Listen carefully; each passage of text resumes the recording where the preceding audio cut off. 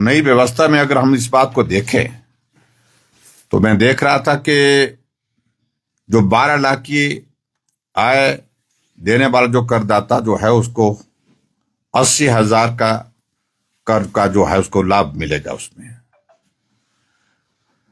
और उसी तरह से मैं देख रहा हूं कि 18 लाख की आय वाले व्यक्ति को 70,000 का लाभ उस पर मिलेगा, जो वर्तमान जो अभी प्रधानमंत्री जी ने ये बहुत बड़ी घोषणा की है।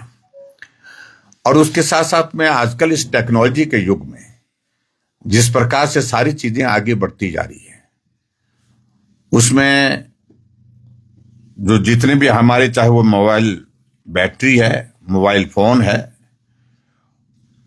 उनकी कीमतों में बहुत बड़ी कमी आएगी इस बजट के माध्यम से, इस बजट के प्रावधान के माध्यम से।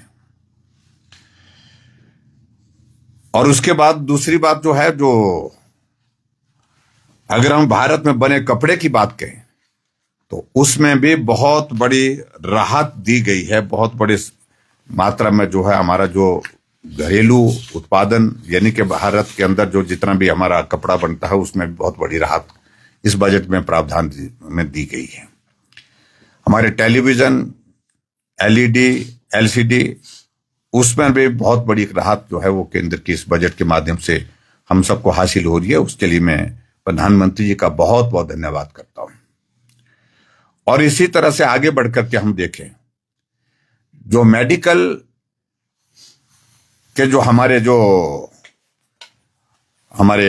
डिवाइस हैं, मेडिकल उपकरण जो हैं, उसमें भी बहुत बड़ी कमी आएगी, बहुत बड़ी कमी आएगी कीमत में।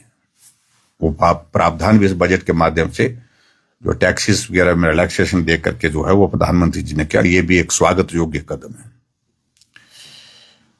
और सबसे बड़ी बात तो मैं ये कहूंगा कि स्वास्थ्य के क्षेत्र में जो ऐसी बीमारी, जो लाइलाज बीमारी जिसको अभी तक कहा जाता है, लाइलाज बस तो इलाज है, लेकिन फिर भी उसके बावजूद कैंसर की बीमारी के लिए जो है वो उस पर ज्यादा फोकस करते हुए कैंसर की 36 दवाइयों को कस्टम ड्यूटी फ्री किया गया है।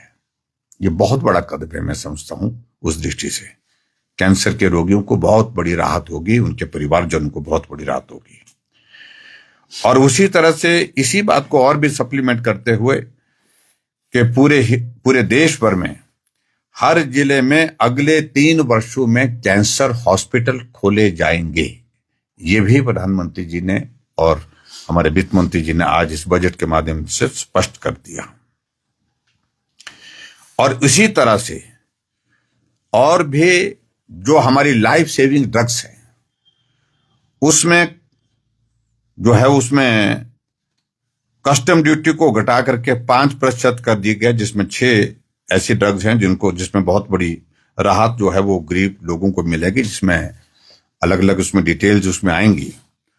और लाइफ सेविंग ड्रग्स का मतलब है, तो आप सीधा इस बात को समझ सकते हैं कि इस तरह की दवाइयां जो बहुत ऐसे, चाहे हार्ट अटैक है, चाहे वो ब्रेन हेमरेज का केस है, चाहे उस तरह से उस वक्त जिस प्रकार से आदमी की जिंदगी को बचाने के लिए एक तरह का एक बहुत बड़ा उसमें मदद का रास्ता उसमें निकाला गया है।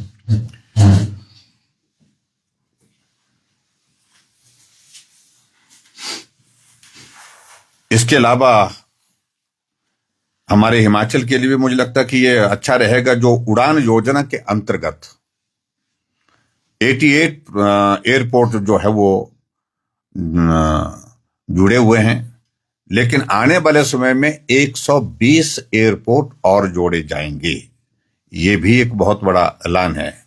और मैं इस बात को जरूर कहता हूं कि हिमाचल जैसे प्रदेश के लिए, जहां कनेक्टिविटी एक बहुत बड़ा, एयर कनेक्टिविटी बहुत बड़ा विषय है, वहां बहुत बड़ी राहत जो है इस उड़ान योजना के अंतर्गत मिलेगी। मैं पूरा विश्वास करता हूं, पूरा उम्मीद में हूं कि हिमाचल प्रदेश में जो हमारी उड़ान योजना के अंतर्गत हिमाचल के जो हमारे एयरपोर्ट जो है उसमें कनेक्टिविटी मिलेगी, और उससे हमारे हिमाचल वासियों को और पर्यटन को बहुत बड़ा उसके माध्यम से लाभ होगा। इसी तरह से मित्रों, आगे बढ़कर के मैं ये भी कहना चाहूंगा, एक महत्वपूर्ण विषय जो हमारा जो स्टार्टअप के लिए जो गारंटी कवर जो है वो 20 करोड़ रुपए होगा, ये भी एक बहुत बड़ी इंक्रीज उसमें की गई है। तो बहुत सारे ऐसे जो हमारे नौजवान हैं, बहुत सारे ऐसे लोग जो है वो स्टार्टअप के माध्यम से अपना काम शुरू करना चाहते हैं, और जो क्रेडिट गारंटी का जो कवर जो है उसको 20 करोड़ करने के साथ जो है उन कंपनियों को बहुत बड़ा एक बहुत बड़ी राहत होगी। ये भी एक स्वागत योग्य कदम है, जिसके लिए मैं प्रधानमंत्री जी का और फाइनेंस मिनिस्टर का बहुत धन्यवाद करता हूं। किसान क्रेडिट कार्ड में भी एक बहुत अच्छा एक फैसला लिया गया, जिसकी लिमिट पहले 3 लाख रुपए थी और उसको बढ़ा करके अब 5 लाख रुपए कर दिया, जिसका भी हम स्वागत करते हैं। और उसी तरह से जो हमारे ऐसे उद्यमी हैं जो पहली बार उद्यमी बने हैं, 5 लाख अनुसूचित जाति और अनुसूचित जनजाति की महिला को जो है वो एक नई योजना की शुरुआत उनके लिए की जाएगी, और उस योजना के तहत अगले 5 वर्ष के दौरान 2 करोड़ रुपए तक का ऋण उपलब्ध करवाया जाएगा। ये भी एक बहुत बड़ी, खास तौर से महिला उत्थान की दृष्टि से, महिलाओं को सशक्तिकरण की दृष्टि से ये कदम बहुत ही महत्वपूर्ण है, जिसको लेकर के मैं प्रधानमंत्री जी का आभार व्यक्त करता हूं। मेडिकल कॉलेज में 10,000 सीट बढ़ाई जाएंगी। ये भी एक फैसला, बहुत सराहनीय फैसला है, और हमारे डॉक्टर की जो शॉर्टेज पूरे देश भर में जो अनुभव की जाती है, महसूस की जाती है, मुझे लगता है कि उसके माध्यम से बहुत बड़ा एक लाभ रहेगा। और इसमें IIT की भी कैपेसिटी बढ़ाने का भी फैसला किया है। ये भी एक स्वागत योग्य फैसला है। और मैं इसके अलावा मैं जरूर कहना चाहूंगा कि जो एक योजना और जिस योजना का PM नाम जो रखा गया, PM धन धान्य कृषि योजना का एक नया शुरुआत किया गया, जिसके अंतर्गत जो है वो हमारी पैदावार को बढ़ाने के लिए, और पैदावार बढ़ाने के साथ साथ में आधुनिक फसल को जो है वो उनका पैदावार बढ़ाने के लिए वो भी, और उसमें औसत से क्रेडिट मापदंडों वाले जो 100 जिलों को शामिल किया जाएगा पूरे देश भर में। और मैं उम्मीद करता हूं कि हिमाचल प्रदेश का भी इसमें एक बहुत बड़ा लाभ होगा। और इसके अतिरिक्त तो एक और बड़ा फैसला लिया गया है कि 1.5 लाख करोड़ रुपए का प्रावधान ऐसा रखा गया है जो इंफ्रास्ट्रक्चर को स्ट्रेंथन करने के लिए पूरे देश भर में राज्यों को दिया जाएगा 1.5 लाख करोड़ रुपए, और 50 साल के लिए दिया जाएगा। तो उसको विशेष तौर से इस प्रकार से कहा जाता है, वो स्पेशल सेंट्रल असिस्टेंस उसको कहा जाता है, 50 साल के लिए मिलता है, ऋण मुक्त मिलता है वो। और उसमें अब हिमाचल प्रदेश की सरकार पर निर्भर करता है कि वो किस प्रकार से इसका लाभ लेती है।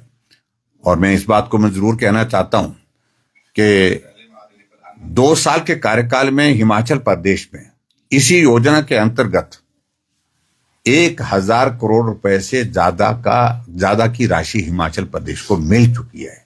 जो कांग्रेस के लोग बोलते हैं कुछ नहीं मिला। तो इन सारी चीजों को लेकर के मैं प्रधानमंत्री जी का आभार व्यक्त करता हूं, और विशेष तौर से आज के बजट प्रस्तुत होने के पश्चात जो मध्यम वर्ग को सबसे बड़ी जो राहत मिली है, उसके लिए मैं इस बजट का अभिनंदन करता हूं।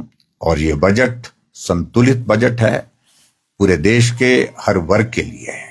बस इतनी बात कहते हुए मैं अपनी बात को पूरी करता हूं। धन्यवाद। केंद्रीय बजट में खास करके उन प्रदेशों पर ध्यान दिया गया है जहां आगामी विधानसभा का चुनाव है। हिमाचल प्रदेश की सरकार ये कहती है कि जिस राहत बजट की उम्मीद कर रही थी हिमाचल प्रदेश की आवाम, वो बजट हिमाचल को नहीं मिला, इसलिए हिमाचल प्रदेश की अनदेखी की गई। देखिए, इस बात को लेकर के उनका हमेशा यही कहना होगा, इसके सिवाय वो कुछ कह नहीं सकते हैं। उनको इस बात को अनुभव करना चाहिए कि ये केंद्रीय बजट है, और केंद्रीय बजट में सभी प्रदेश के सारे जो आयाम को अध्ययन करने के पश्चात जो है वो बजट प्रिपेयर किया जाता है। किस राज्य की क्या आवश्यकता है, उन सारी चीजों का ध्यान रखा जाता है। और अभी जो इस बजट के अंतर्गत बहुत सारी चीजें हैं जिसमें हिमाचल प्रदेश को बहुत कुछ मिलने वाला है। और जिन राज्यों का जिक्र करते हैं, मुझे तो मालूम नहीं कि जो राज्य कौन है, लेकिन ये पूरा समावेशी बजट है, संतुलित बजट है, सभी राज्यों के लिए है, सभी वर्गों के लिए है। सर, रेलवे और एयर कनेक्टिविटी को लेकर क्या उम्मीद है अभी बजट का? देखिए, आज मैं पहला रिएक्शन दे रहा हूं बजट के प्रस्तुत होने के बाद। पहली बार थोड़ा अध्ययन करेंगे सारी चीजों को लेकर के उसमें, और मैं इस बात को मैं जरूर कहना चाहूंगा कि पिछले कंपैरिजन में, जो पिछले कांग्रेस की गवर्नमेंट होती थी, यूपीए की गवर्नमेंट हुआ करती थी किसी जमाने में, उसमें रेलवे इंफ्रास्ट्रक्चर को और हिमाचल प्रदेश में कनेक्टिविटी को बिल्कुल नजरअंदाज किया गया था। अभी हिमाचल प्रदेश को लगातार रेलवे इंफ्रास्ट्रक्चर को स्ट्रेंथन करने के साथ आगे रेलवे लाइन को बढ़ाने के लिए पैसा आज से पहले जो कभी नहीं मिला था वो पैसा मिला है। और मैं इस बात को मैं जरूर कहना चाहता हूं कि हैरानी की बात हमारे लिए यह है कि उसके बावजूद भी जो रेलवे बोर्ड के जो चेयरमैन, उनको चीफ सेक्रेटरी को लिखना पड़ा पत्र लिख करके कि हम तो अपना पैसा खर्च कर रहे हैं, हम तो अपना पैसा दे रहे हैं, केंद्र दे रहा है, लेकिन स्टेट शेयर जो है वो कई वक्त से मिला ही नहीं है। प्रदेश का पैसा, प्रदेश का जो शेयर के रूप में जो मिलना चाहिए वो पैसा अभी तक नहीं मिल पाया है। और ऐसा एक नहीं, बहुत सारी केंद्र की योजनाएं ऐसी हैं जिन योजनाओं को हिमाचल प्रदेश का जो स्टेट शेयर जो जाना चाहिए अभी तक गया नहीं। और जबकि 2014 के पश्चात हमारा स्टेट शेयर सिर्फ 10% रहता है, 90% सेंट्रल गवर्नमेंट का है। सर, इसको अध्यक्ष कब तक मिल जाएगा? आप भारतीय जनता पार्टी की बात कर रहे हैं? बहुत जल्दी मिलेगा।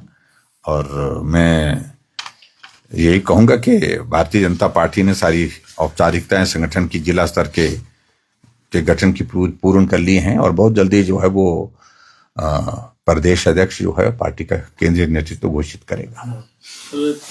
आप कांगड़ा में हैं और कांगड़ा भाजपा में जो है सब कुछ ठीक नहीं चल रहा। जो वरिष्ठ नेता है रमेश धवाला, उन्होंने नाराजगी साफ तौर पर जाहिर की है और बैठ के वो लगातार कर रहे हैं, क्या कहना है इसके?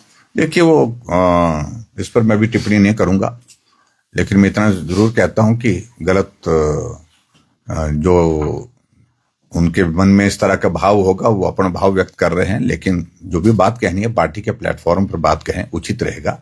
और मेरा उसमें सिर्फ इतना ही कहना है, भारतीय जनता पार्टी एकजुट है।